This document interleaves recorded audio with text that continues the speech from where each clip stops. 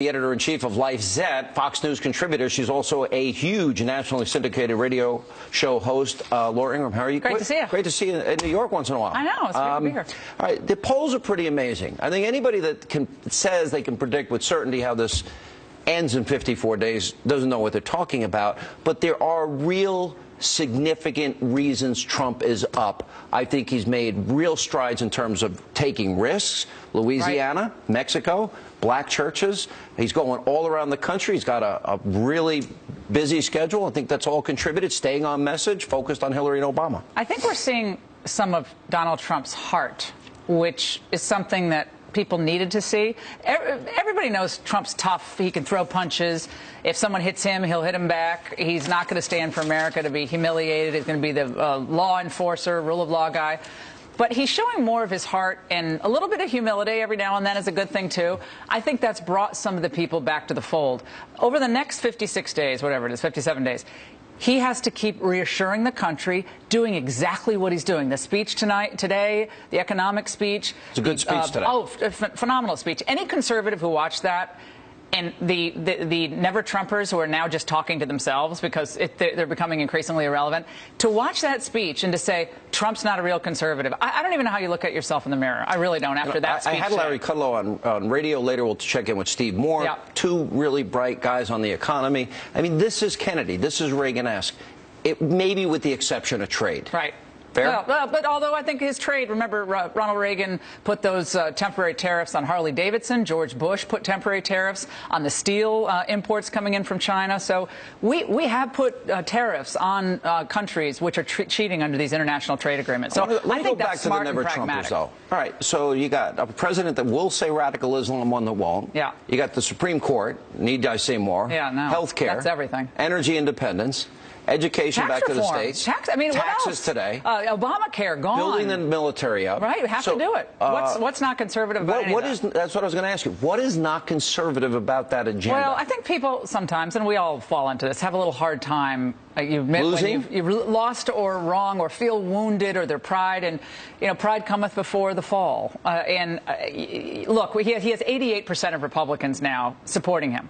He needs 93. He has 73%. I'd be more comfortable for him for 93. But I think you're seeing this change. When he is up 8 points today in Iowa, a state that Mitt Romney lost handily, and we see him up in Nevada. We see him now up in Florida and Ohio. Remember, Colorado? Florida and Ohio.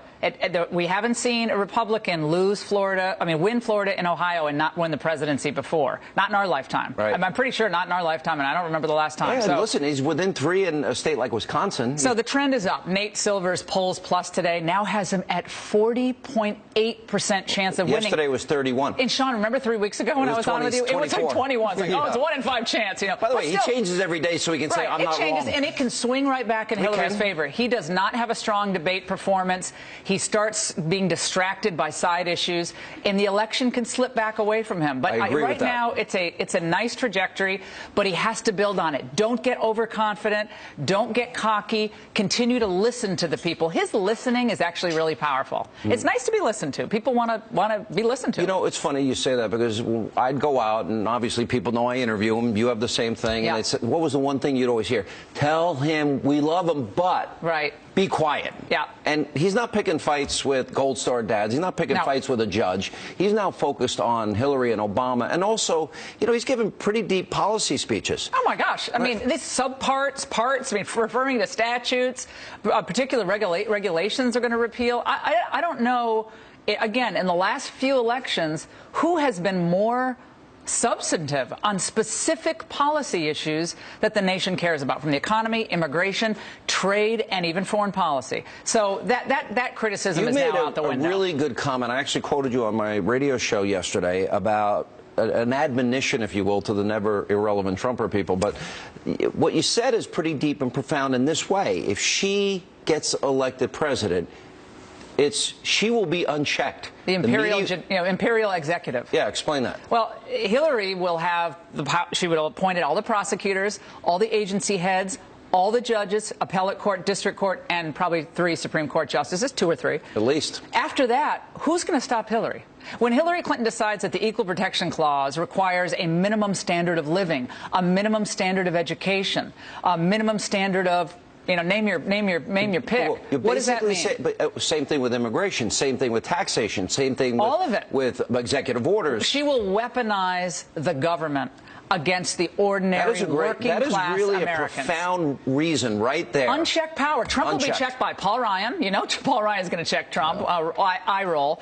By Mitch McConnell and by a court that will probably be still divided. So anyone who thinks, oh, Trump's going to do this and that, Trump's going to have a lot to deal with in Congress, a lot of doubters. In terms of checks and balances. Checks and balances. Hillary will be unchecked. What you do? How many people, raise your hand if you think the government is under Paul Ryan and Mitch McConnell is going to refuse to fund a Hillary Clinton budget and then shut the government down? I mean, like they stopped Obama's agenda? Yeah, they probably had a heart attack when Ted Cruz read Green Eggs and Ham that night. I mean, they were like, having a meltdown, like, oh, it's embarrassing us. We're going to lose the midterm elections. And what do? We won the midterm elections. So she will be unchucked, Sean. Last and that's thing, scary. my admonition to Trump on the debates is this. I don't really think they need to fill his head with facts and figures, because I think he understands these issues. I think one of the benefits of giving these policy speeches is, hey, that's prep, if you will, for debate. Yeah. The thing that I'm worried about, I don't think Hillary can run on Obama's economic record, her economic record that she wants to follow in his footsteps, or on her foreign policy record. But I think she wants to prove to the country he doesn't have the temperament to be president, so I suspect she's going to jab and poke and prod and try and irritate, agitate, hurt, upset his feelings, and make him bubble and fizz like Alka-Seltzer and water. Absolutely right, Sean. You know what she's going to do? Let's say he starts to interrupt her. Donald, I know you're used to interrupting and cutting women off. That's not going to happen here. Okay. Applause in the audience, you know. So he's got to be careful, but he can't be timid. He has to be respectful. Remember, Reagan always, when he delivered a punch, he always gave a hug at the same time, a punch and a hug. So a little wistfulness, you know, Reagan said, there you go again. And it was that smile and that knowing glance. And sometimes saying nothing is really powerful, and just looking at the person. Do you sometimes think he will have the impenetrable shield where she can't get to him? He seems to be very relaxed now on the campaign trail, very at ease, very in his zone. I think he's getting used to not having to respond to every criticism, and that's hard. He's not a politician. He's kind of a street fighter. He's really smart, but he's used to punching back. Sometimes holding back is the strongest position to take. Yeah, I think he's learning that. No, well, you punch back. That's why. You know, this is why we've been successful at what we've done. But sometimes it's better to hold back a little bit and let her talk. She has no record. And just attacking him on personal grounds, which she'll do, that kind of proves our point, doesn't it? Well said. Laura Ingraham, great to see you, Sean. All right, thank you. And coming up next on this busy news night tonight here on Hannity.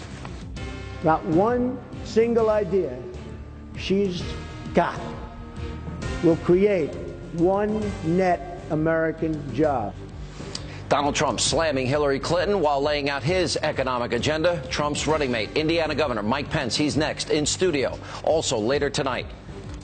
I don't know, folks. You think Hillary would be able to stand up here for an hour and do this?